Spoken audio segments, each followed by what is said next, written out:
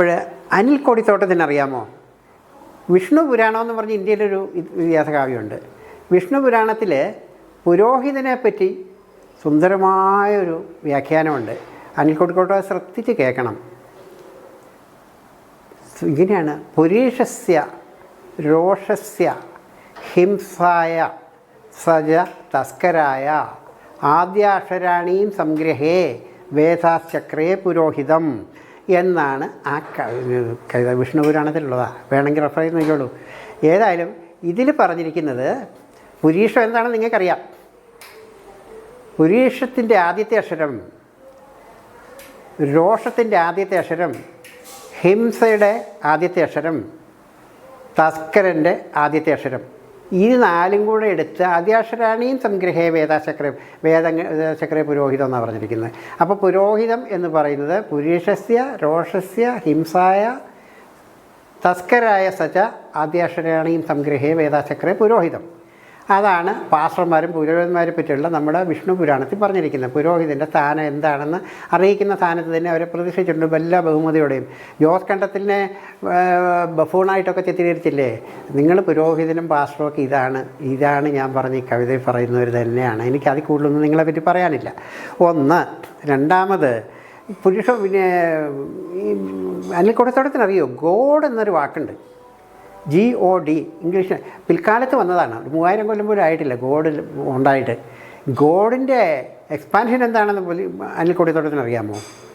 Generator, organiser and destroyer. Generator, organiser and destroyer. സൃഷ്ടി, സ്ഥിതി, സംഹാരകനാണ് ദൈവം എന്ന് ഇന്ത്യൻ വേദങ്ങളിലും ഇതിഹാസങ്ങളിലും പറഞ്ഞിട്ടുണ്ട്. അവർക്കതുകൊണ്ട് 3 ദൈവങ്ങളും ഉണ്ടായിരുന്നു. ബ്രഹ്മാവ്, വിഷ്ണു, മഹേശൻ, 3 പേരുണ്ടായിരുന്നു. ഈജിപ്തുകാർക്കും അങ്ങനെ 3 ദൈവങ്ങളുണ്ടായിരുന്നു. അസിരീസ്, ഐസീസ് ആൻഡ് ഹൊറോൺ. അതിനൊരു തമാശയുണ്ട്. തമാശ എന്താണെന്ന് വെച്ചാൽ, നിങ്ങൾ ആദ്യം പറഞ്ഞില്ലേ അമ്മയെ ഭോഗിക്കുന്ന കാര്യം, അതിനൊക്കെ നിങ്ങൾ 2 പ്രാവശ്യം പറയുന്നത് ഞാൻ കേട്ടു. ബ്രഹ്മാവിൻ്റെ മകളായിരുന്നു സരസ്വതി. ബ്രഹ്മാവിൻ്റെ മകളായ സരസ്വതിയാണ് ബ്രഹ്മാവിൻ്റെ ഭാര്യ. ഒസിരീസ് എന്ന് പറഞ്ഞ് ഗ്രീക്ക് ദൈവത്തിൻ്റെ മകളായിരുന്നു ഐസീസ്. ഐസീസിൽ ഒസിരീസിലുണ്ടായ മകനാണ് ഹൊറോൺ. നമ്മുടെ പിതാവും പുത്രനും പരിശുദ്ധാത്മാവിൻ്റെ മാതാവും പുത്രനായിപ്പോയെന്ന് മാത്രമേ ഉള്ളൂ. ഈ ത്രീത്വം, 3 in 1 എന്നുള്ള പ്രതിഭാസം ഈ ഇതിഹാസങ്ങളിൽ നിന്നൊക്കെ കടമെടുത്ത് നമ്മൾ നോക്കി. പൗലോസിൻ്റെ കാലം വന്നപ്പോൾ ഇവർക്ക് തോന്നി യഹോവയെ എവിടെയെങ്കിലും കൊണ്ട് പ്രതീക്ഷിക്കണ്ടേ. യേശു ഞാൻ ദൈവപുത്രനാണ്, പിതാവായ എന്നൊക്കെ യേശു പറഞ്ഞു, നിങ്ങൾ കൂട്ടിച്ചേർത്ത് എഴുതി വെച്ചു നിങ്ങളുടെ ഭാവന അനുസരിച്ച്. അപ്പോൾ ഇവർ ഇതെല്ലാം കൂടെ കടമെടുത്തിട്ട് എന്ത് ചെയ്തു? പിതാവും പുത്രനും പരിശുദ്ധാത്മാവും ആക്കി. റൂഹ്, അത് ഖുറാനിലും ഇത് പറയുന്നത് റൂഹ് സ്ത്രീയാണ് കേട്ടോ. അതിൽ എന്താവട്ടെ, ഇങ്ങനെ പുതിയ 3 in 1 ദൈവത്തെ നിങ്ങൾ ഉണ്ടാക്കിയെടുത്ത് ഇത് കോപ്പി അടിച്ചിട്ട് ഇത് പകർത്തി വെച്ചിട്ട് നിങ്ങൾ ഉണ്ടാക്കിയെടുത്തതാണ് ഈ പറഞ്ഞ ത്രിത്വം. പിന്നെ അനിൽ കൊടിത്തോട്ടം ഒരുപാട് പറഞ്ഞു. ജോസ് കണ്ടത്തിൽ പറഞ്ഞു പൗലോസ് ഹോമോസെക്സ്വലാണ്. അത് മാത്രമല്ല പറഞ്ഞത്, ഉയരം കുറഞ്ഞ അത്യാഗ്രഹിയായ ഹോമോസെക്സ്വലുമായ എപ്പിലെപ്സി പേഷ്യൻ്റായിരുന്നു പൗലോസ് എന്നാണ് ഞാൻ പറഞ്ഞത്. ഞാനത് വീണ്ടും ആവർത്തിക്കുന്നു. കാരണം അത് നിങ്ങൾക്ക് എന്താ തെളിവെന്ന് ചോദിച്ചാൽ, ഞാൻ പൗലോസിൻ്റെ കൂടെ ജീവിച്ചിട്ടില്ലല്ലോ. നിങ്ങൾ അനിൽ കൊടിത്തോട്ടത്തിനല്ലേ ബൈബിളിലൂടെ ദൈവത്തിലൂടെ ഇവരുടെയൊക്കെ കൂടെ നടന്ന് ഈ കാര്യങ്ങളൊക്കെ അറിയാൻ പറ്റൂ. നിങ്ങളങ്ങനെ കൂടെ നടന്നിട്ടുണ്ടെങ്കിൽ ചിന്തിക്കൂ. പൗലോസിനെ പറ്റിയുള്ള പഠനങ്ങൾ ഒരുപാട് പേര് നടത്തിയിട്ടുണ്ട്. യേശുവിൻ്റെ എല്ലാ ശിഷ്യന്മാരെ പറ്റി, യേശുവിനെ പറ്റിയും ജൂലിയസ് സീസറിനെ പറ്റി, അലക്സാണ്ടറിനെ പറ്റിയൊക്കെയുള്ള പഠനങ്ങളുണ്ട്. പഠനങ്ങളിലൊക്കെ ആളുകൾ, അറിവുള്ള ചരിത്ര ഗവേഷകന്മാർ, തിയോളജീഷ്യൻസ്, ഫിലോസഫേഴ്സ് ഒക്കെ കണ്ടെത്തിയ കാര്യമാണ് പൗലോസ് എന്തായിരുന്നു എന്ന്. അതിന് വേറെ തെളിവുകളൊന്നും തേടി പോകണ്ട. പൗലോസിനെ പറ്റിയുള്ള സ്റ്റഡി അതാണ് മനസ്സിലാക്കുന്നത്. അങ്ങനെ ആയിരുന്നു. അതിനുപോൽപരമായിട്ടാണ് ഞാൻ ബൈബിളിൽ അന്ന് കോട്ട് ചെയ്തത്. നിങ്ങൾ എന്നെപ്പോലെ ആയിരിക്കും നല്ലത്, സ്ത്രീയുടെ താമിപ്പില്ലാതെ നമുക്ക് കഴിയുന്നതെന്ന് അറിയിച്ച് ദുരിതപ്പെട്ട് ജീവിക്കുന്നതിന് നിങ്ങൾ കല്യാണം കഴിച്ചോളാനൊക്കെ പറഞ്ഞ്, അതൊക്കെ അന്ന് പറയേണ്ടി വന്നത്. ഈ പൗലോസിനെ പറ്റിയുള്ള പഠനം അതാണ്. റോബിൻ ഡി ഫോക്കിൻ്റെ ബുക്കുണ്ട്, അതുപോലെ തന്നെ ഡി റോസയുടെ ബുക്കുണ്ട്, കാരൾ ആംസ്ട്രോങ്ങിൻ്റെ ബുക്കുണ്ട്, റേഷ ഇഷാൻ്റെ ബുക്കുകളുണ്ട്. ഇവരൊക്കെ ശാസ്ത്രീയമായ പഠനം നടത്തി ഓരോരുത്തരും സ്വഭാവ വൈശിഷ്ട്യങ്ങളെപ്പറ്റി, ആധുനിക കാലത്തുള്ള ശാസ്ത്രജ്ഞന്മാരെയൊക്കെ അങ്ങനെ പറഞ്ഞിട്ടുണ്ട്. ഐൻസ്റ്റീനെ പറ്റിയൊക്കെയുള്ള സ്വഭാവ പഠനം നടത്തിയിട്ടുണ്ട്, ബ്രാൻഡിങ്ങിനെ പറ്റി നടത്തിയിട്ടുണ്ട്. ഇങ്ങനെയുള്ള പഠനങ്ങളിൽ അതാണ് പറഞ്ഞിരിക്കുന്നത്. പിന്നെ രണ്ടാമത് ഇയാളൊരു ആരോപണം എൻ്റെ മേൽ ഉന്നയിച്ചു. കോൺസ്റ്റന്റൈൻ ചക്രവർത്തിയുടെ വെപ്പാട്ടിയായിരുന്നു ഹെലേന എന്ന്. അബദ്ധപ്പറ്റിപ്പോലും ഞാൻ അങ്ങനെ പറഞ്ഞിട്ടില്ല, പറയേയില്ല. കോൺസ്റ്റന്റിയസ് ചക്രവർത്തി എന്നുള്ള ആ വാക്ക് ഞാൻ ഉപയോഗിച്ചെടുത്ത് കോൺസ്റ്റന്റിയസ് എന്നതിന് പകരം കോൺസ്റ്റന്റീനസ് ചക്രവർത്തി എന്ന് വാക്ക് പറഞ്ഞു. ഈ ആയിക്ക് പകരം ഞാൻ ഉപയോഗിച്ചെന്നുള്ള സത്യമാണ്. കോൺസ്റ്റന്റൈൻ എന്ന് ഞാൻ ഒരിക്കലും പറഞ്ഞില്ല. AD 274 കോൺസ്റ്റന്റിയസ് ചക്രവർത്തിയുടെ വെപ്പാട്ടിയായിരുന്ന ഹെലേനയിലുണ്ടായ മകനാണ് കോൺസ്റ്റന്റൈൻ. കോൺസ്റ്റന്റൈൻ വെപ്പാട്ടിയിലുണ്ടായിരുന്ന മകനാണ്, കിരീടാവകാശിയല്ല. കരുത്തനായിരുന്നു, ബുദ്ധി എപ്പോഴും ഇങ്ങനെ ഉണ്ടായിരുന്ന ഈ അവൈദ്യ സന്തതികൾ വളരെ സമർത്ഥന്മാരായിരിക്കും. കോൺസ്റ്റന്റൈൻ ചക്രവർത്തിയുടെ കിരീടാവകാശിയായ യഥാർത്ഥ മകൻ്റെ പേര് മാക്സെയിൻസ് ആണ്. മാക്സെയിൻസ് ഭരണത്തിന് അവകാശപ്പെട്ട ആളാണ്. പക്ഷേ ഇയാളും അമ്മയും കൂടെ ഉണ്ടായിരുന്ന ആലോചനയിൽ ഇയാൾ പട്ടാളത്തിൻ്റെ നല്ല വിഭാഗത്തെ സ്വന്തമാക്കി അയാളുടെ അണികളെ സംഘടിപ്പിച്ചു. ഇപ്പോൾ ഈ പെന്തിക്കോസുകാർ ഈ ചെയ്യുന്നത് പോലെ ഇങ്ങനെ കുറേ അണികളെ സംഘടിപ്പിച്ച് യുദ്ധമുണ്ടായി. യുദ്ധം നടക്കുമ്പോൾ AD 312 എൻ്റെ ഓർമ്മ. വർഷം ചിലപ്പം കറക്റ്റ് ചെയ്യേണ്ടി വന്നേക്കുമെന്ന് എനിക്ക് തോന്നുന്നു. ഏതായാലും വിവിയൻ എന്ന് പറഞ്ഞ ഒരു പാലത്തിൽ വെച്ച് മാക്സെയിൻസിൻ്റെ സൈന്യവും കോൺസ്റ്റന്റൈൻ്റെ സൈന്യവും തമ്മിൽ ഏറ്റുമുട്ടുകയും ഈ മിന്നലാക്രമണത്തിൽ മാക്സെയിൻസിൻ്റെ പട തോറ്റോടുകയും ചെയ്തു. അധികാരം ഇയാൾ കയ്യിലാക്കി. 312 ഇയാൾ അധികാരം കയ്യേറി അമ്മയും മകനും കൂടെയാണ് പിന്നെ ഭരിക്കുന്നത്. ഇതാണ് ചരിത്ര സത്യം. അതുകൊണ്ട് ഇയാളിട്ട് അലക്കുന്നത് പോലെ ഞാൻ അങ്ങനെ ഒരു തെറ്റായ വാക്ക് ഉപയോഗിച്ചിട്ടില്ല. അത് അനിൽക്കൊടിത്തോട്ടം സ്വന്തമായിട്ട് അങ്ങനെ ഒരു ചില ആളുകൾക്ക് പ്രത്യേക സ്വഭാവമുണ്ട്. സ്വന്തം പല്ലിട കുത്തി മണപ്പിച്ച് നോക്കും. പല്ലിട കുത്തുന്നത് തെറ്റില്ല, മണപ്പിക്കരുത്. അനിൽക്കൊടിത്തോട്ടം അത്രയും ചെയ്യരുത്, അത്രയും താഴരുത്, ചീപ്പാകരുത്. ഇങ്ങനെ പോയ ഒരു അനിൽക്കൊടിത്തോട്ടത്തിനെ സംബന്ധിച്ച് ബൈബിൾ അല്ലാതെ അയാൾ യാതൊന്നും വായിക്കില്ല. പിന്നെ ഞാൻ പറഞ്ഞതിനെപ്പറ്റി ഒരു ആക്ഷേപം ഉന്നയിച്ചത് 2005 വാഷിംഗ്ടണിൽ നടന്ന ലോക ന്യൂറോ സർജന്മാരുടെ സയൻറ്റിസ്റ്റുകളുടെ മീറ്റിങ്ങിനെ പറ്റിയാണ്. ദലൈലാമ അവിടുത്തെ മുഖ്യപ്രഭാഷകനായിരുന്നു. ആ മീറ്റിങ്ങിൽ പങ്കെടുത്ത ആളാണ് നിങ്ങൾ ഞാൻ പറഞ്ഞ ശൂരനാട്ട കുഞ്ഞമ്പിള്ളയുടെ മകനായ രാജശേഖരൻ നായർ. അദ്ദേഹം ലോകത്തിലെ ഏറ്റവും പ്രഗത്ഭരായ 10 ന്യൂറോ സർജന്മാരിൽ ഒരാളാണ്. അയാളുടെ പുസ്തകത്തിൻ്റെ പേര് നിങ്ങൾക്കറിയാം, നിങ്ങളത് ട്രോൾ ചെയ്യുന്നത് ഞാൻ കണ്ടു. ആ പുസ്തകം നിങ്ങളൊന്ന് വായിച്ചു നോക്കൂ. ഈ ദേവസ്ഥാനങ്ങളെന്ന് അങ്ങനെ ഉപയോഗിച്ചൊരു വാക്കാണ് കേട്ടോ, സയൻറ്റിഫിക് വാക്കൊന്നും അല്ല. ദേവസ്ഥാനങ്ങൾ ഇന്ന് അതിന് അദ്ദേഹമാണ് പേര് കൊടുത്തത്. നമ്മുടെ തലച്ചോറ് ദക്ഷിണ ഈ പറഞ്ഞ ഇടത് കണ്ണവും വലത് കണ്ണവും പിറകിലായ അമിഗ്ഡലയുമുണ്ട്. എനിക്കതിനെപ്പറ്റി കൂടുതൽ ബ്രെയിനിനെ പറ്റി പറയാനുള്ള ആധികാരികത എനിക്കില്ലെങ്കിലും പറയാം. ഈ അമിഗ്ഡലയാണ് നമ്മുടെ സംസാരശേഷിയെ നിയന്ത്രിക്കുന്ന, സംസാരശേഷി തരുന്നത്, അവരെ എല്ലാ കാര്യങ്ങളും അങ്ങനെയുള്ള കാര്യങ്ങൾ. ഇടത് കണ്ണമാണ് നമ്മുടെ ഈ കാഴ്ചശക്തി അതുപോലെയുള്ള കാര്യങ്ങൾ നടത്തുന്നത്. ഇതൊക്കെയാണ് ഞാൻ മനസ്സിലാക്കിയിരിക്കുന്നത്. നിങ്ങളൊരു കാര്യം ചെയ്യൂ, ആ പുസ്തകം നിങ്ങളുടെ കൈവശം ഉണ്ടെങ്കിൽ മനസ്സിരുത്തി വായിക്കൂ. അതിന് ക്ലാരിഫിക്കേഷൻ വേണമെങ്കിൽ രാജശേഖരൻ നായരുടെ നമ്പർ ഞാൻ തരാം, വിളിച്ച് ചോദിച്ച് ക്ലാരിഫൈ ചെയ്യൂ. ഈ പറഞ്ഞ മനുഷ്യൻ്റെ തലച്ചോറിൻ്റെ ചില ഭാഗങ്ങൾ ഓവർ ആക്ടിവേറ്റ് ചെയ്താൽ, വീഴ്ചയിലോ അല്ലാതെ എന്തെങ്കിലും സംഭവിച്ചാൽ അത് ഓവർ ആക്ടിവേറ്റ് ചെയ്യും, ഹാലൂസിനേഷൻസ് ഉണ്ടാവും. ഈ ഹാലൂസിനേഷൻസ് ഇപ്പോൾ ഒരുപക്ഷെ നമ്മൾ സ്വർഗത്തിലൂടെ നടക്കുന്നതായിട്ടായിരിക്കും, ദൈവത്തിൻ്റെ കൂടെ നടക്കുന്നതായിട്ടായിരിക്കും. ഇതൊക്കെ കാണുന്ന ഹാലൂസിനേഷൻസ് ഉണ്ടാവും. ധാരാളം പേർക്കത് ഉണ്ടായിട്ടുണ്ട്. ഈ ഹാലൂസിനേഷൻസ് ഒരുപക്ഷെ പൗലോസിനുണ്ടായി എന്നാണ് ചില ഗ്രന്ഥകാരന്മാർ പറഞ്ഞത്. പക്ഷേ പൗലോസിൻ്റെ ഹാലൂസിനേഷൻ അല്ല. പൗലോസ് യേശുവിനെ കണ്ടിട്ടുമില്ല. പൗലോസിന് നമ്മൾ യഹോവയെ പ്രതീക്ഷിക്കൽ മാത്രമേ ഉണ്ടായിരുന്നുള്ളൂ. പക്ഷേ അയാൾ സാധിച്ചെടുക്കുകയും ചെയ്തു. ഏതായാലും അങ്ങനെ സംഭവിച്ച് ഈ അമിഗ്ഡലയ്ക്കും നമ്മുടെ ഇടത് കണ്ണത്തിനും ഇടയിലുള്ള ഏതോ സ്ഥലമാണ്. അതിന് രാജശേഖരൻ നായർ കണ്ടെത്തിയ സുന്ദരമായൊരു മലയാളം പേരാണത്. അത് ആക്ടിവേറ്റ് ചെയ്താൽ നമുക്കിങ്ങനെ പലതും കാണാൻ പറ്റും. ഹാലൂസിനേഷൻസ് ഉണ്ടായ എത്ര പേരുണ്ട്? ഇദ്ദേഹത്തിന് ഞാനൊരു പുസ്തകം പരിചയപ്പെടുത്താം. തോമസ് ചൂ എന്ന് പറഞ്ഞ ഒരു സൗത്ത് കൊറിയക്കാരി ഒരു പുസ്തകം എഴുതിയിട്ടുണ്ട്. ഹെവൻ ഈസ് സോ റിയൽ എന്ന് പറഞ്ഞൊരു പുസ്തകം എഴുതിയിട്ടുണ്ട്. അമേരിക്കയിൽ അത് ബെസ്റ്റ് സെല്ലറായിരുന്നെന്ന് ആ പുസ്തകത്തിൻ്റെ കവറിലേക്ക് അടിച്ചിട്ടുണ്ട് കേട്ടോ. ഈ സ്ത്രീക്ക് 3 മക്കളും ഭർത്താവും ഉണ്ട്. ഈ സ്ത്രീ യേശുവിനെ ഭക്തയായിരുന്നു അത്ര. യേശുവിനെ കാണുന്നു, യേശുവിനെ രാത്രി യേശു വരുന്നു, ഇവരായിട്ട് കഴിയുന്നു. ഇതെല്ലാം കഴിഞ്ഞിട്ട് ഇവക്കൊരാഗ്രഹം തോന്നി, സ്വർഗരാജ്യം കാണണം. യേശുവിനോട് ആവശ്യം ഉന്നയിച്ചു. യേശു ഒരു ദുർബല നിമിഷത്തിൽ സമ്മതിച്ചു, ശരി നിന്നെ സ്വർഗത്തിൽ കൊണ്ട് കാണിക്കാം. യേശു ഇവളെ കൊണ്ടുപോകാൻ വേണ്ടി തീരുമാനിക്കുന്നു. വെളുപ്പാൻ കാലത്ത് 2 മണിയോ 2:30 മണിയാകുമ്പോൾ വീട്ടിൽ വന്ന് ചൂളം അടിക്കും. ചോളം അടിച്ചു കഴിഞ്ഞാൽ ഇവിടെ ഇറങ്ങിപ്പോവും. ഇറങ്ങിച്ചെന്ന് ഈ പറഞ്ഞ ആറ്റുതീരത്ത് കൊണ്ടുള്ള വസ്ത്രങ്ങളൊക്കെ ഉരിഞ്ഞ് വെച്ചിട്ട് യേശുവിൻ്റെ കൂടെ സ്വർഗ്ഗത്തിൽ പോകും. ആ സ്വർഗ്ഗത്തിൽ അവർ 17 പ്രാവശ്യം പോയിട്ടുണ്ട്. തോമസ് ചൂവിൻ്റെ പുസ്തകങ്ങൾ കിട്ടുമെങ്കിൽ ഒന്ന് വായിച്ച് നോക്കൂ. തോമസ് ചൂ പറഞ്ഞു 17 പ്രാവശ്യം ഇവിടെ പോയി. ആദ്യത്തെ പ്രാവശ്യം ചെന്നപ്പോൾ വലിയ രാജകീയ വീതികളിലൂടെ ഇവളെ കൊണ്ട് യേശു കൈപിടിച്ച് നടത്തി 2 വശങ്ങളിലും വലിയ വലിയ കൊട്ടാര സദൃശമായ സ്വർണം കൊണ്ട് നിർമ്മിച്ച വീടുകൾ. അതൊക്കെ യേശുവിന് വേണ്ടി ഇവിടെ പീഡ സഹിക്കുകയും കഷ്ടപ്പെടുകയും ചെയ്തവർക്ക് വേണ്ടിയിട്ടുള്ള വീടുകളാണ്. പിന്നെ ഇങ്ങനെ ഓരോ ദിവസത്തെ സന്ദർശനത്തിൽ ഇങ്ങനെ ഓരോന്ന് കണ്ടു. അതിൽ കഴിഞ്ഞ് 2ാമത്തെ ദിവസം ഇവളെ കൊണ്ട് യേശു ഒരു സ്ഥലം കാണിച്ചു കൊടുത്തെടുത്ത് ഒരുപാട് ശിശുക്കളുടെ ആത്മാക്കൾ അല്ലെങ്കിൽ ശിശുക്കൾ അവിടെ കിടക്കുന്നത്. ഇവർ ചോദിച്ചു, ഇത്ര ശിശുക്കളെങ്ങനെയാണ് ഇവിടെ പ്രസവം നടക്കുന്നുണ്ടോ? ഇല്ല. അപ്പോൾ യേശു പറഞ്ഞു കൊടുത്തു, തോമസ് ചൂ, ഇത് മനുഷ്യർ ഉപേക്ഷിച്ച ശിശുക്കളാണ്, അമ്മമാർ ഉപേക്ഷിച്ച ശിശുക്കളാണ്. അവരെ കുട്ടികൾ ആവശ്യമുള്ളവർക്ക് കൊടുക്കാൻ വേണ്ടി ഞങ്ങൾ കരുതി വെച്ചിരിക്കുന്ന കരുതൽ ധനമാണെന്ന് അയാൾ പറഞ്ഞു കൊടുത്തു. യേശു പറഞ്ഞു. ചുരുക്കി 17 ദിവസത്തെ കാര്യങ്ങൾ ഞാൻ പറയുന്നില്ല.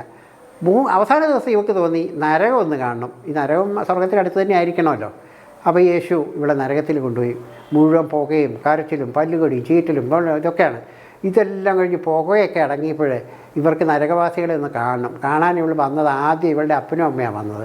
അവർ പൊക്കി വന്നു. എന്നിട്ട് യേശുവിനോട് ചോദിക്കുന്നുണ്ട്, യേശു എൻ്റെ പ്രിയപ്പെട്ടവനെ, എൻ്റെ അമ്മയും അപ്പനും ഒരു തെറ്റും അറിഞ്ഞുകൊണ്ട് ചെയ്തിട്ടില്ലല്ലോ, എന്നെ ജനിപ്പിച്ചതല്ലാതെ.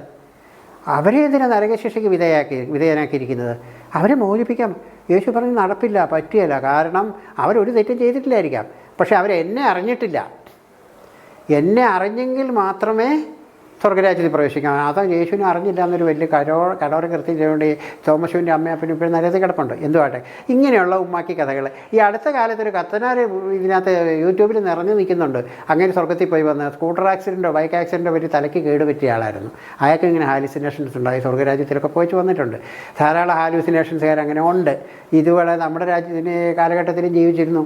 ആവിലായിലെ അമ്മ ത്രേസ്യ പറഞ്ഞ് ഇവരുടെ ഫ്രഞ്ചുകാരുടെ ഒരു പുണ്യവതിയുണ്ട്, മാഹിയിലൊരു പള്ളിയുണ്ട്. അവർക്കിങ്ങനെ ഹാലുസിനേഷൻസ് ഉണ്ടാകുമായിരുന്നു. യേശു വന്ന് കൂടെ ശയിക്കുന്നതും ഇവർ രതിമൂർച്ച അനുഭവിക്കുന്നതും ഒക്കെ അവർ പറഞ്ഞിട്ടുണ്ട്, അവരുടെ ജീവിതത്തിൽ പറഞ്ഞിട്ടുണ്ട്. അങ്ങനെയുള്ള ഹാലുസിനേഷൻസ് ഉണ്ടായിരുന്നു. കത്തോലിക്കർ കൊണ്ടു നടക്കുന്ന ഒരു വലിയ വിഷയത്തിലില്ലേ, ഫ്രാൻസിസ് ഓഫ് അസീസി മാതൃകാപുരുഷനാണ്. 1224 കുരിശുയുദ്ധത്തിൽ പങ്കെടുക്കാൻ ഇങ്ങനെ പോയി. ആ കുരിശുയുദ്ധത്തിൽ ഇയാൾ തടവുകാരിപ്പുള്ളിയായി. ഇയാൾക്ക് നല്ലൊരു നടി കിട്ടിയിട്ടുണ്ടാവും. തിരിച്ചയാളെ റിലീസ് ചെയ്ത് വിട്ട് കഴിഞ്ഞപ്പോഴേക്കും ഇയാൾ സ്വന്തമായ തലച്ചോറ് ഡാമേജ് പറ്റിയൊരവസ്ഥയിൽ വന്നു. ഞാനീ പറഞ്ഞ തലച്ചോറിൻ്റെ പ്രത്യേക ഭാഗത്തുണ്ടായ ഷോക്ക് കൊണ്ട് അങ്ങേര് പിന്നെ മൃഗങ്ങളോട് സംസാരിക്കാൻ തുടങ്ങി. വസ്ത്രധാരണ ഒരു ആവശ്യമില്ലാന്ന് അങ്ങനെ ബോധ്യമായി. വസ്ത്രം ധരിക്കാതെയായി, ഭക്ഷണം കഴിക്കാതെയായി, അബ്നോർമലായിട്ട് ജീവിക്കാൻ തുടങ്ങി. ഇയാൾ റോമിലൊക്കെ പോയി മാർപ്പാപ്പയുടെ അനുവാദം മേടിച്ചത് ഈ സഭ സ്ഥാപിച്ചു എന്നൊക്കെയാണ് പറയുന്നത്. അങ്ങനെയുള്ള ഹാലുസിനേഷൻ വന്നാലും മെൻ്റലി ഒരു അവസ്ഥയിലുള്ളൊരു മനുഷ്യനുണ്ടാക്കി വന്നായിരുന്നത്. ഇങ്ങനെ ഞാൻ പറഞ്ഞു വന്ന ഹാലൂസിനേഷൻസും ഈ മെൻ്റൽ ആക്ടിവിറ്റീസും ഇങ്ങനെയുള്ള സംഭവങ്ങളുണ്ടായ ധാരാളം അനുഭവങ്ങൾ ധാരാളം പേരെപ്പറ്റി ശാസ്ത്രം പറഞ്ഞിട്ടുണ്ട്, ശാസ്ത്രീയമായിട്ട് തെളിയിക്കപ്പെട്ടിട്ടുണ്ട്. അതുകൊണ്ട് നിങ്ങൾ ഈ പറഞ്ഞ ദേവസ്ഥാനങ്ങളെപ്പറ്റി വിഷമിക്കണ്ട. ദേവസ്ഥാനങ്ങൾ അങ്ങനെ ഇരിക്കട്ടെ. ഞാൻ ആദ്യം പറഞ്ഞ പോലെ നിങ്ങൾ ആ രാഹുൽ സാങ്കർത്യാൻ്റെ പുസ്തകം വായിക്കണം, തോമസ് ഷൂവിൻ്റെ വായിക്കണം, പാഗൻസ് ആൻഡ് ക്രിസ്ത്യൻസ് റോബർട്ട് ലീഫാക്കിൻ്റെ പുസ്തകം വായിക്കണം. അതുപോലെ റോമിൽ ഈ സഭ ഈ പറഞ്ഞ ക്രിസ്തുമതം ഉണ്ടാക്കിയ ഏതാണ്ട് യുദ്ധത്തിലൂടെ എല്ലാവരും ഒതുക്കി എല്ലാം പിടിച്ചെടുത്തൊരു രാജ്യം.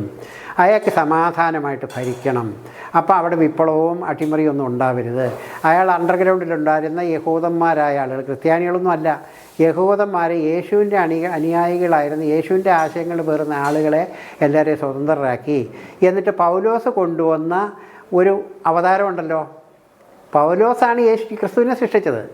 പൗലോസ് എന്ന് പറഞ്ഞാൽ ആ പൗളിനിസം അതേപടി ഇംപ്ലിമെൻറ്റ് ചെയ്തു, ക്രിസ്തുവിനെ ഉണ്ടാക്കിയെടുത്തു. യേശുവായിട്ട് പുലബന്ധം പോലും ഇല്ല അതിന്. യേശു വേറെ, ക്രിസ്തു വേറെ. അതാ ഞാൻ പറഞ്ഞത്. ആൽബർട്ട് ഐൻസ്റ്റൈൻ്റെ പുസ്തകം വായിച്ചു നോക്കൂ, ക്വസ്റ്റ് ഫോർ ഹിസ്റ്റോറിക്കൽ ജീസസ്. എടമറിയൻ്റെ പുസ്തകം വായിച്ചിട്ട് നിങ്ങൾ പറഞ്ഞല്ലോ കൃഷ്ണവും കൃഷ്ണനും ജീവിച്ചിരുന്നു, അതൊക്കെ തട്ടിപ്പാണെന്ന്. ഈ പുസ്തകം വായിച്ചു നോക്കും. അയാൾ മിഷണറി ആയിരുന്നു. ആൽബർട്ട് ഐൻസ്റ്റൈൻ അവാർഡൊക്കെ പലരും വാങ്ങുന്നുണ്ട്, ലോകപ്രസിദ്ധനായിരുന്നു. അപ്പോൾ പൗലോസിൻ്റെ ഈ ക്രിസ്തുവിനെ പിടിച്ച് ഇയാൾ ഞാൻ അങ്ങോട്ട് റോമിൻ്റെ അധിപനാക്കി വെച്ചു. അത് AD 315 312 അത് അധികാരത്തിൽ കയറുന്നത് കോൺസ്റ്റന്റൈൻ. അധികാരമേറ്റിട്ട് യേശുവല്ല ക്രിസ്തുവിൻ്റെ സാമ്രാജ്യമാണത്.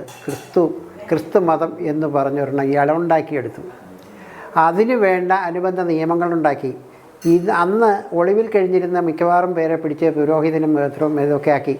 ഇതെല്ലാം കഴിഞ്ഞപ്പോൾ അയാൾക്ക് വന്ന് എങ്കിലും യേശുവിൻ്റെ ഈ പറഞ്ഞ പ്രസ്ഥാനം യേശു പറഞ്ഞിട്ടുണ്ട് കേട്ടോ, വേറെ ബൈബിളിൽ കൃത്യമായിട്ട് പറഞ്ഞിട്ടുണ്ട്, ഞാൻ യഹൂദ ഗോത്രത്തിലെ ചിതറിപ്പോയ ആളുകൾക്ക് വേണ്ടിയാണ് വന്നത്. ശിഷ്യന്മാരോട് പറയുന്നുണ്ട്, നിങ്ങൾ സുമേരിയക്കാരുടെ പട്ടണത്തിൽ പ്രവേശിക്കരുത്, നിങ്ങൾ മറ്റുള്ള അന്യജാതിക്കാരുടെ അന്യദൈവങ്ങളുടെ അടുത്ത് പോകരുത്, നിങ്ങൾ 12 എഴുന്നേൽപ്പാൻ നിങ്ങൾ അവരെ മാത്രമേ ചെയ്യാവൂ എന്ന് പറഞ്ഞിട്ടുണ്ട്. പൗലോസ് വന്നിട്ടാണ് ഈ ക്രിസ്തുമതം ഉണ്ടാക്കിയിട്ടാണ് ലോകം മുഴുവൻ എൻ്റെ വചനം പ്രസംഗിക്കാൻ യേശു പറഞ്ഞെന്ന് അയാൾ അവകാശപ്പെടുന്നത്. അങ്ങനെ ഒരു പുള്ളി പറഞ്ഞിട്ടേ ഇല്ല. ബൈബിളിൽ യേശുവിനെ പറഞ്ഞിട്ടില്ലേ, നിങ്ങൾ അങ്ങനെ ചെയ്യരുത്, ഇങ്ങനെ ചെയ്യരുത്. മറ്റേ ആ സ്ത്രീ വന്ന് രോഗശാന്തി ചോദിച്ചാൽ പറഞ്ഞല്ലോ, ഞാനിങ്ങനെ മക്കൾക്കുള്ളതായിട്ട് നായക്കൊന്നും കൊടുക്കില്ലാന്ന്, നിങ്ങൾക്കൊന്നും തരില്ല എന്ന് പറഞ്ഞിട്ടുണ്ട്. ആ യഹൂദ വംശത്തിൻ്റെ രക്ഷകനായിട്ട് ജീവിച്ച, യഹൂദ വംശത്തെ മോചിപ്പിക്കാൻ ജന്മമെടുത്ത, ജീവിതം ത്യാഗം ചെയ്ത ആ വ്യക്തിയെ പിടിച്ച് ഇങ്ങനെ ക്രിസ്തുവാക്കി ലോകം മുഴുവൻ പ്രസംഗിക്കാൻ ക്രിസ്തു പറഞ്ഞു എന്നാണ് പറയുന്നത്. എന്നിട്ട് ഈ ക്രിസ്തുവിനെ ഇയാൾ ഉണ്ടാക്കിയെടുത്തതിന് ശേഷം തോന്നി അന്നും ലോകത്ത് പല ഭാഗത്തും പല രീതിയിൽ 5 പാത്രിയർക്കായിട്ട് 5 തരത്തിലാണ് വിശ്വസിക്കുന്നത്. ഇയാൾ അതിനുവേണ്ടി നിക്കിയ സോനദോസ് വിളിച്ചു. നിക്കിയയിലൊരു സോനദോസ് വിളിച്ചിടത്ത് ഒരു ഈ പറഞ്ഞ ക്രിസ്മത്തിലൊന്നും പുരോഹിതന്മാരും പാർപ്പാപ്പായൊന്നും ഉണ്ടായിരുന്നില്ല. 315 607 ഫോക്കസ് ചക്രവർത്തിയാണ് പോപ്പിനെ നിയമിക്കുന്നത്. ഒരു പോപ്പെന്ന് വിളിക്കണമെന്ന് പറഞ്ഞത്, റോമിലെ പാത്രിയർക്കീസിനെ പോപ്പെന്ന് വിളിക്കണം, അയാൾ ഏറ്റവും തലവനാണെന്നും പറഞ്ഞത്. അപ്പോൾ ഈ പറഞ്ഞ ആളുകളെയൊക്കെ വെച്ച് അയാളുടെ അണികളെ കൂട്ടി അയാളെ അണിൽക്കൊടിത്തോട്ടത്തിൻ്റെ പെന്തിക്കോസ് പിണിയാളുകളെ പോലെ ഇയാളുടെ കൊട്ടാരം അവിടെയുള്ള ഇയാളുടെ ആനുകൂല്യം പറ്റിയ ആളുകളെല്ലാം വിളിച്ചു കൂട്ടി ഒരു നിക്കിയാസോനദോസ് അങ്ങ് വിളിച്ചു കൂട്ടി. അവിടെ വെച്ചൊരു വിശ്വാസ പ്രമാണം എഴുതിയുണ്ടാക്കി. എന്നിട്ട് ബൈബിൾ എഴുതാൻ പറഞ്ഞു. ബൈബിൾ എഴുതാൻ വേണ്ടി അന്നത്തെ വളരെ കൊടിത്തോട്ടത്തിനെ പോലെ സമർത്ഥനായ ഒരു വ്യക്തിയാണ് ജെറോം. ഈ ജെറോമിനെ പിടിച്ച് ഇതിൻ്റെ ഉത്തരവാദിത്തം ഏൽപ്പിച്ചു. ജെറോം അലക്സാണ്ടൻ ഗ്രന്ഥശാലയിൽ പോയിരുന്ന് ഈ പുരാണ ഇതിഹാസങ്ങൾ മുഴുവൻ റെഫർ ചെയ്ത് അതിൽ നിന്ന് കിട്ടാവുന്നതെല്ലാം പകർത്തിയെടുത്തുകൊണ്ട് ഇങ്ങനെ ഒരു ക്രിസ്തുവിനെ അങ്ങ് ജനിപ്പിച്ചു, ക്രിസ്തുവിന് ജന്മം കൊടുത്തു. അങ്ങനെ ഒരു ക്രിസ്തു ജെറോം ഉണ്ടാക്കിയെടുത്തതാണ്, ജെറോം ഫാബ്രിക്കേറ്റ് ചെയ്തത്. ഇതിനെപ്പറ്റി വിശുദ്ധ ഗ്രന്ഥങ്ങളെപ്പറ്റി നമ്മുടെ ഇന്ത്യയിലെ ഒരു ആചാര്യനായിരുന്ന മനുഷ്യനില്ലേ സ്വാമി വിവേകാനന്ദൻ പറഞ്ഞിട്ടുണ്ട്, വിശുദ്ധ ഗ്രന്ഥങ്ങളെ പറ്റിയും പ്രവാചകന്മാരെ പറ്റിയുമുള്ള തർക്കം ലോകം അവസാനിച്ചാലും തീരില്ല, ഒരിക്കലും അവസാനിക്കില്ല. കാരണം അടിസ്ഥാനപരമായി ഇതെല്ലാം ശുദ്ധ നുണയാണ്, അസംബന്ധമാണെന്ന് വിവേകാനന്ദൻ പറഞ്ഞിട്ടുണ്ട്. അരുന്തിൽക്കൊടിത്തോട്ടം വിവേകാനന്ദൻ്റെ പഠനങ്ങളൊന്ന് വായിച്ച് നോക്കുക കേട്ടോ. അതൊക്കെ നിങ്ങൾക്ക് പേടിയാണ്. കാരണം നിങ്ങൾ ബൈബിളല്ലാതെ ഒന്നും വായിക്കില്ല, നിങ്ങളുടെ ബൈബിളല്ലാതെ ഒന്നും വായിക്കില്ല. നിഷ്പക്ഷമായിട്ട് വായിക്കുകയോ സ്വതന്ത്രമായിട്ട് ചിന്തിക്കുകയോ ചെയ്യാൻ നിങ്ങൾക്ക് പറ്റില്ല. കാരണം നിങ്ങൾ കിണറ്റിൽ കിടക്കുന്ന തവളയാണ്. തവളയെ സംബന്ധിച്ചിടത്തോളം കിണറാണ് ലോകം, അതിനപ്പുറത്തൊരു ലോകമില്ല. അതുകൊണ്ട് അനിൽക്കൊടിത്തോട്ടം നിങ്ങൾ പുറത്തേക്ക് വരും, മറ്റുള്ളവർ പറയുന്നത് കേൾക്കും, മറ്റുള്ള ഗ്രന്ഥങ്ങൾ വായിക്കൂ. ഇത് നിങ്ങൾ കാരണം ഈ ക്രിസ്തുമതം ശാസ്ത്രത്തിനെതിരായിരുന്നു, ശാസ്ത്രജ്ഞന്മാരെ കൊന്നിട്ടുണ്ട്. ബ്രൂണോ എന്ന് പറഞ്ഞ വലിയ സയൻറ്റിസ്റ്റിനെ 1600 കൊന്നപ്പോൾ കാർഡിനൽ ബെല്ലാർഡിൻ തിരുസംഘത്തിൽ തലവനായിരുന്നു പറഞ്ഞതെന്താണെന്നറിയാമോ?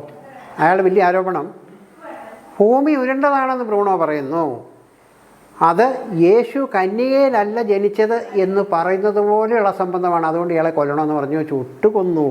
രക്തം ചിന്താൻ പാടില്ല, ചുട്ടുകൊന്നു 1600. ബ്രൂണോ ഇന്നും ലോകം ആദരിക്കുന്ന സയൻറ്റിസ്റ്റായിട്ടുണ്ട്. അതുപോലെ BC AD 415 ഇതുപോലൊക്കെ ഒരു ക്രൂരമായൊരു കൊലപാതകം നടന്നു.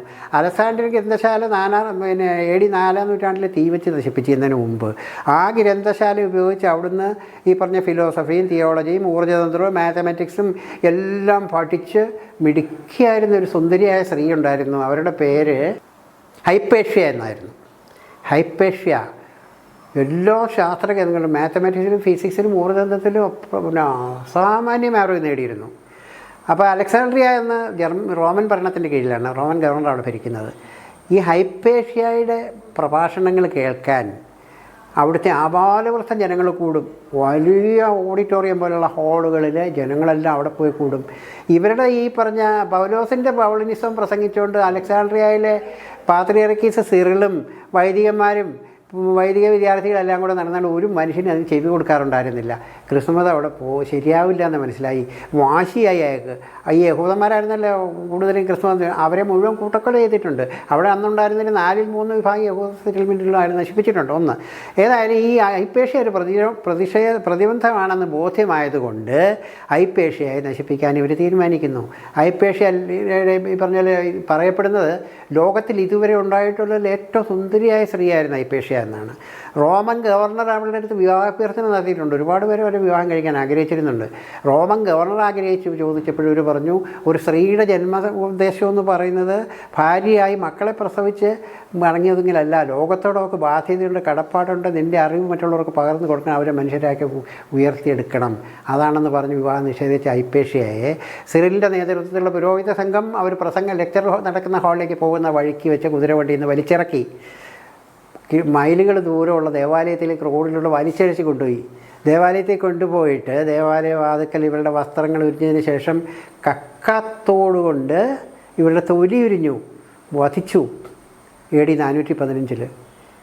AD 370 ജനിച്ച സ്ത്രീയായിരുന്നു. ഇത്രയും പ്രഗത്ഭയായ സ്ത്രീ. പക്ഷേ ഹൈപ്പേഷ്യ ഇന്നും ലോകം ആദരിക്കുന്ന മാത്തമാറ്റീഷ്യൻ, ഫിലോസഫർ എന്ന് പറയുന്നുണ്ട്. കൊന്ന സിറിലിനെ ഞങ്ങൾ വിശുദ്ധനാക്കി പള്ളി പണിതെങ്കിലും അവനെങ്ങനെ അറിയുന്നുണ്ടോ എനിക്കറിയില്ല. കത്തോലിക്ക സഭ ഒരിക്കലും അതിന് പശ്ചാത്താപം പറഞ്ഞിട്ടില്ല, തെറ്റു പറഞ്ഞിട്ടില്ല.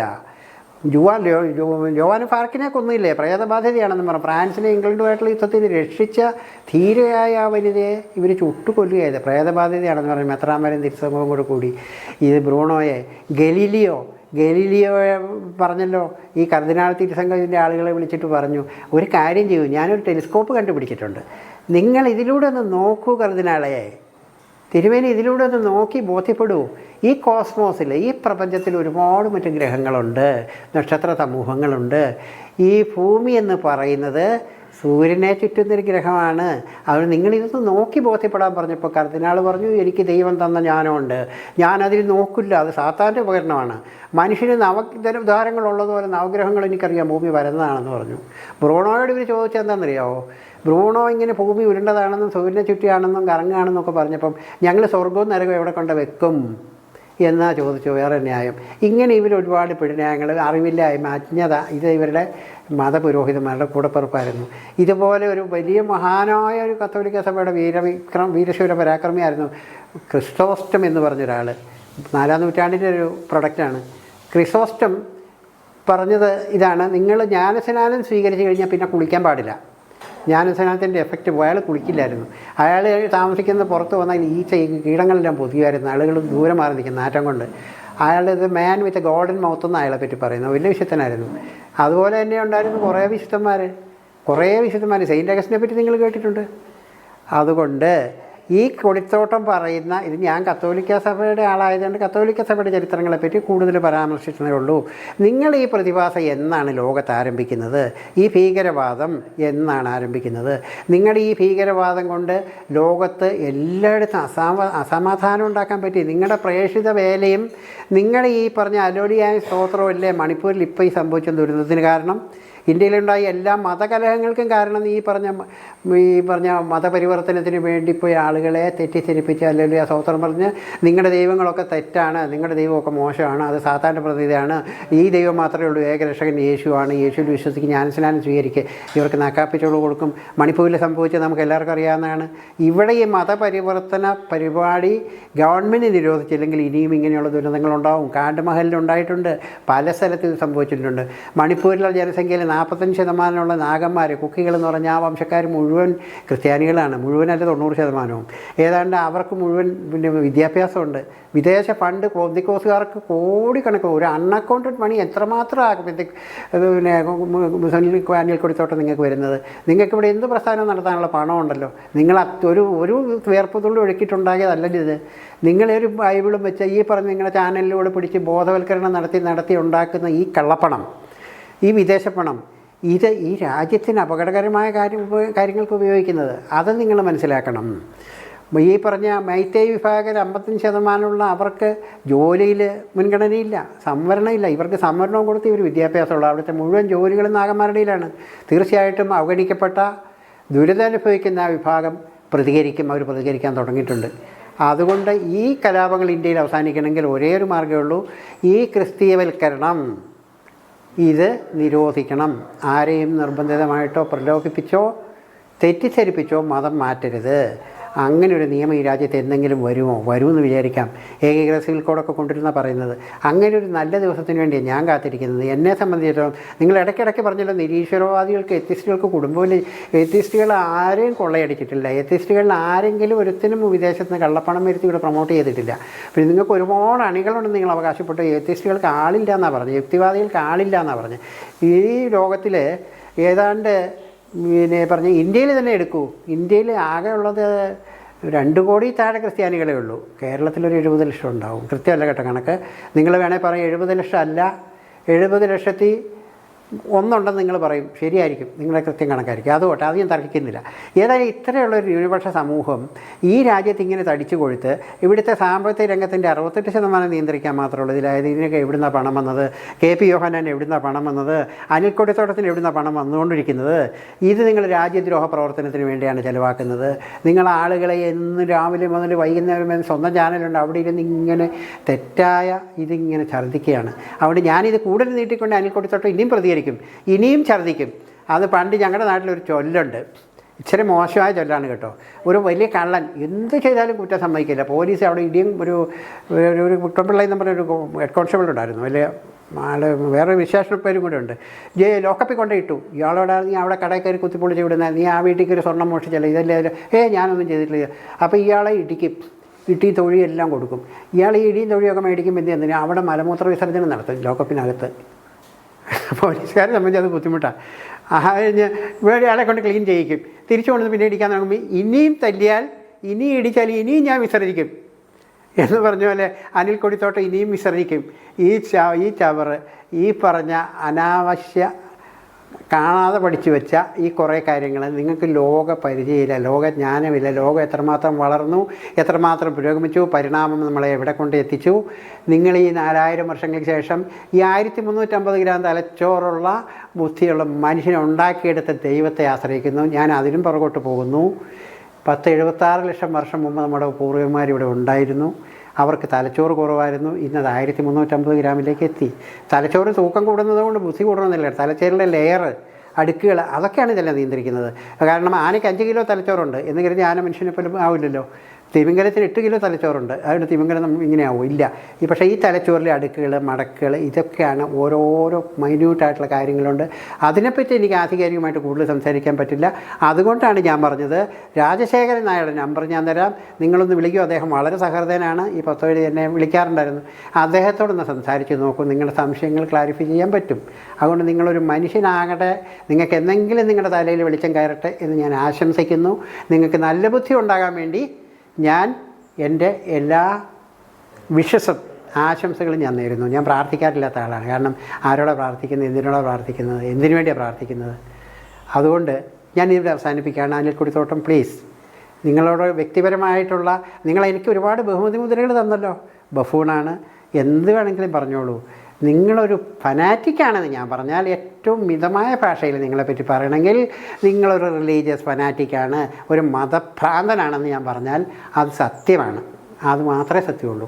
അതുകൊണ്ട് ഫനാറ്റിക്കായ നിങ്ങൾക്ക് നല്ല ബുദ്ധി ഉണ്ടാവട്ടെ എന്ന് ഞാൻ ആഗ്രഹിക്കുന്നു. ആഗ്രഹിക്കാനല്ലേ എനിക്ക് പറ്റുള്ളൂ, നിങ്ങളെ നന്നാക്കാനൊന്നും പറ്റില്ലല്ലോ. കാരണം നിങ്ങളങ്ങനെ നന്നാവാൻ സാധ്യമല്ല. കാരണം നിങ്ങൾ ഈ പറഞ്ഞ നിങ്ങളുടെ തലച്ചോറിൽ ഇത് പേപ്പട്ടിയുടെ വിഷമില്ലേ, പേവിഷം ബാധിച്ചു കഴിഞ്ഞാൽ ചികിത്സയില്ല. അതിന് പേവിഷം ബാധിച്ചു കഴിഞ്ഞാൽ ചികിത്സയില്ല. നിങ്ങളെ സംബന്ധിച്ച് ഈ മതം എന്ന പേവിഷം നിങ്ങളുടെ രക്തത്തിൽ കലർന്നു പോയി. നിങ്ങളിത് മരണം വരെ ഇതിങ്ങനെ കൊണ്ടുനടക്കും. നിങ്ങളെ അതിൽ നിന്ന് മോചിപ്പിക്കാവുന്നതെന്ന് എനിക്ക് പ്രതീക്ഷയില്ല. മോചിപ്പിച്ചെങ്കിൽ ഒരത്ഭുതം സംഭവിച്ചാൽ നല്ലത് എന്ന് മാത്രം പറഞ്ഞുകൊണ്ട് നിർത്തുന്നു.